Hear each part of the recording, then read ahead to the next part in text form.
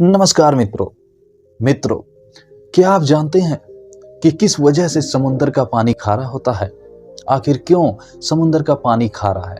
बाकी सभी नदियों के पानी स्वच्छ होते हैं, जो हमारे नलों से निकलता है उसका भी पानी खारा नहीं होता है, लेकिन समुद्र का पानी, जिसमें सारी नदियों के ही पानी जाते हैं, लेकिन वह खारा होता है। ऐसा क्यों होता है कि आप जानते हैं? नहीं जानते हैं तो आइए हमारे साथ इस वीडियो में जानते हैं कि आखिर क्यों है समुद्र का पानी खारा। दोस्तों, पौराणिक कथाओं में बहुत सी ऐसी घटनाओं का वर्णन मिलता है जो इस बात को बताने का प्रयास करते हैं कि संसार पहले कैसा था, उसमें किसी देवी या देवता के श्राप के कारण क्या बदलाव आया। और एक ऐसी ही कथा समुद्र के पानी के खारे होने से भी जुड़ा हुआ है। तो आइए जानते हैं कि आखिर किसके श्राप से समुद्र का पानी खारा हो गया है। आखिर किसने श्राप दिया जो कि समुद्र का मीठा पानी होने के बावजूद आज के समय में खारा हुआ है। दोस्तों, पुराणों के अनुसार पहले समुद्र का पानी खारा नहीं था, बल्कि मीठा और दूध की तरह सफेद और पीने योग्य था। एक श्राप के कारण समुद्र का पानी हमेशा के लिए खारा हो गया है। तो आइए जानते हैं कि इसके पीछे की पूरी घटना क्या है। दोस्तों, शिव पुराण के अनुसार भगवान शिव को पाने के लिए हिमालय की पुत्री पार्वती माता ने एक समुद्र के पास एक कठोर तपस्या आरंभ की थी। उनकी इस कठिन तपस्या के तेज से तीनों लोक में उथल पुथल मच गया था। सारे देवी देवता भयभीत हो गए थे और समुद्र देव माता पार्वती के स्वरूप पर मोहित हो गए थे। वो माता पार्वती के सामने प्रकट हुए और उनसे विवाह करने की इच्छा प्रकट की। देवी पार्वती यह सुनकर क्रोधित नहीं हुई, बल्कि उन्होंने समुद्र देव की भावनाओं का सम्मान करते हुए कहा कि मैं भगवान शिव से प्रेम करती हूँ और उन्हीं से विवाह के लिए इच्छुक हूँ। उनके सिवाय मेरे हृदय में किसी का स्थान नहीं है।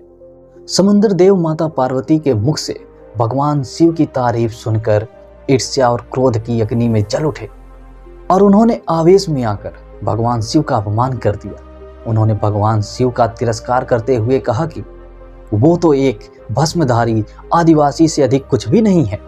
वहीं दूसरी तरफ मैं इतने गुणों से संपन्न हूँ। मैं सभी मनुष्यों की प्यास बुझाता हूँ और मेरा चरित्र दूध की तरह सफेद है। देवी, तुम मुझसे विवाह के लिए हामी भर दो और समुद्र की रानी बन जाओ। दोस्तों, समुद्र देव के अहंकारी स्वभाव ने और महादेव के अपमान ने माता पार्वती को क्रोध की अग्नि में धकेल दिया। वह अपने आराध्य का इस तरह से अपमान बर्दाश्त नहीं कर सके और उन्होंने गुस्से में समुद्र देव को श्राप दे दिया कि जिस मीठे जल पर तुम्हें इतना अभिमान और घमंड है, वह जल खारा हो जाएगा और तुम्हारे समुद्र का पानी कोई भी मनुष्य ग्रहण नहीं कर पाएगा।